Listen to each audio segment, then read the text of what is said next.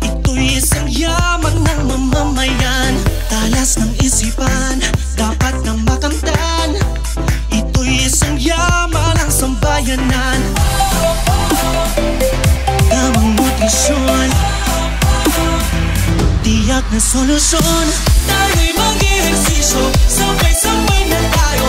Lakad yung tagiliran, talong takbo ting kaya.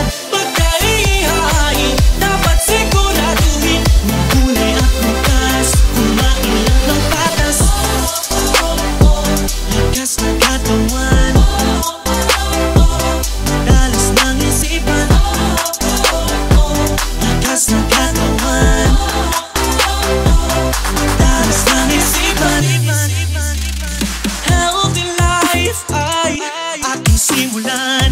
Maging malakas, maging malusog, puso at isipan. Mahusay na guro ng inyong pamantasan. Hindi magpapatalo dahil laging healthy yan.